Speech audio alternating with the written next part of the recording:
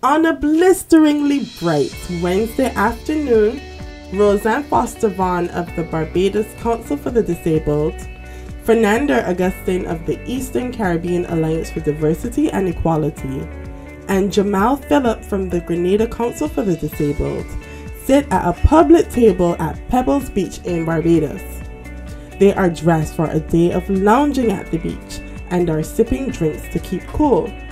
Roseanne, Fernander, and Jamal talk about the discrimination they face, barriers to inclusion, and thriving in the face of challenge. Being a woman with a disability, people think that we shouldn't be seen in public. Even years ago, if you enter a village or a district, you will never know that there's a person living in a house that has a disability. Yeah. Back in the day, I know most people who had disabilities, you would not normally see them outside. No. They would just be inside bedridden and visitors would come in. Yeah. And you will never know. And the people that live at the house will never see that they had a person living there with a disability. Yeah. But thank God all of that has changed. I think we have a ways. Yeah, but I just think right now we need to shift our attitudes towards people with disabilities and stop treating them like they're aliens. Yeah. Because most people with disabilities actually function like quote-unquote normal people. Exactly. Like for example, you, Roseanne, Yeah. you like to go out and party, you like to go to the beach. Look at you in your beautiful swimwear. Oh, thank you. You're welcome. Jamal, what about you? What are you thinking about people with disabilities? What do you think? Man, I think everybody should just be normal. I agree. It's normal, because potential.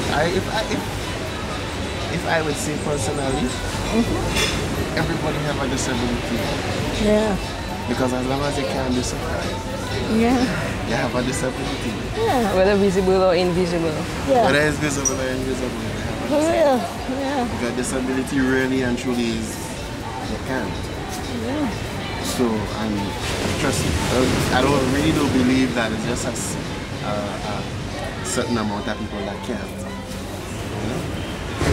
Well, I can fix computers. You may not be able to. exactly. Have a disability. Right. Yeah. I always say people that are very technologically challenged. I Yeah. don't know a thing about technology. Yeah, for example, Jamal there is a level of Android. Yeah. Yeah. Okay, I feel like the disability population and the LGBT population have a lot in common, Yeah, and for that real. these two communities should try to coagulate together Yeah. in order to push their Because the advocacy ahead together. We face a lot of discrimination. Yeah, because you know. both communities face a lot of discrimination. For example, as a gender non-conforming individual living in St.Lucia, I have been discriminated against in many spaces. For example, when I was younger, I applied to be an apprentice electrician Right. with several contractors, and they were not accepting my applications. Or even if I said I would not like to be paid, I would just like to learn the skill. But Father, how can they look at you and just determine, hey, you're gender different? How did they do that? How did they do that? I guess it's a lack of education on their part. That is so discriminatory. You know that? Yes, I do. I just hope that they're going a couple of years ago and fast forward to know that that's not happening anymore. I hope so. I tell you something right here. Even although there are no laws, for instance, even although there are no laws to say that a person with disability can't go to school, the barrier that person has to face, like if I'm in a wheelchair and my classroom that is upstairs, that's a barrier that keeps me away from going to school. Yeah, well, when I was at school, most of the discrimination I would face were through my peers, because I was more to the masculine side. Boy, yeah. So they would call me stuff like she-male and, you know, draw filthy images I might share. So it's really not easy being a gender non-conforming individual, much less being part of the wide LGBT community. But I have learned to just be comfortable in my own skin and move on with life. Yeah. As a blind person, I tend to be, I am fortunate to be accepted really as, you know, regular. And the thing about it is, this goes with the way you portray yourself, right?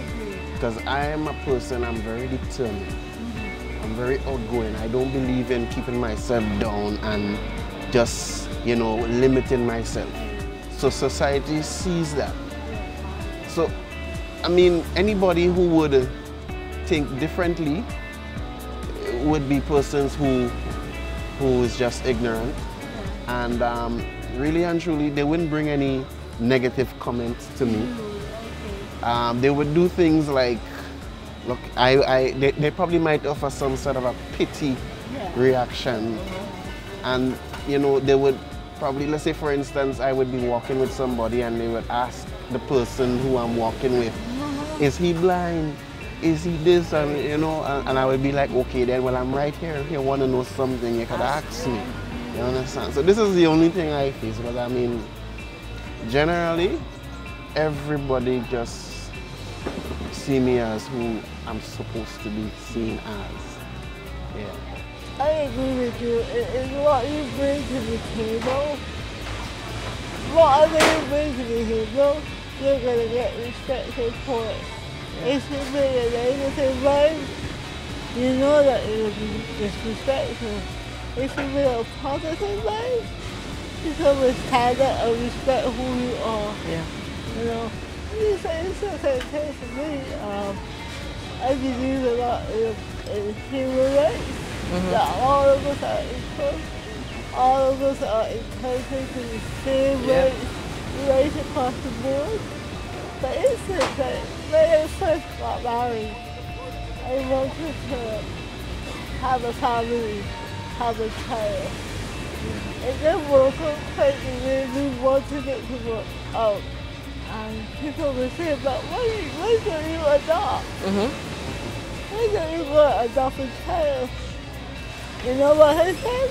I wasn't about that because I find that when you go to authorities, the first thing they're going to say is, wait, your husband have a disability. You have a disability. How come your child? What would you want me to tell you? You can take care of the child. So that turned me off right away. Yeah. The closest thing that I've ever come to adopting is a cat.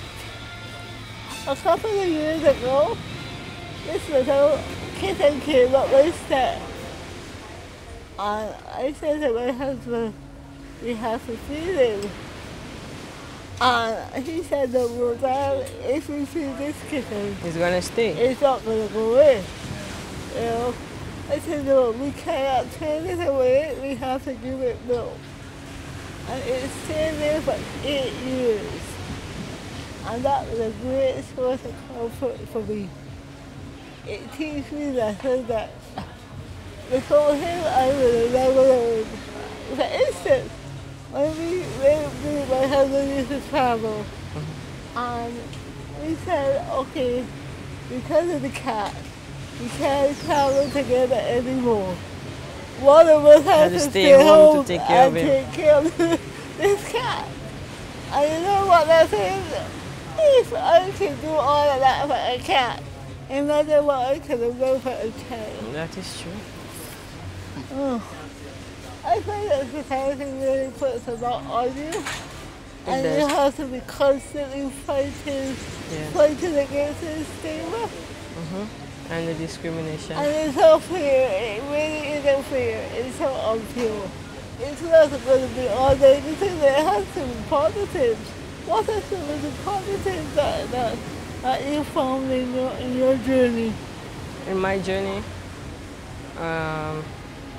well, in some spaces, it's almost like when you enter a space, people would ask, is that a boy or is it a girl?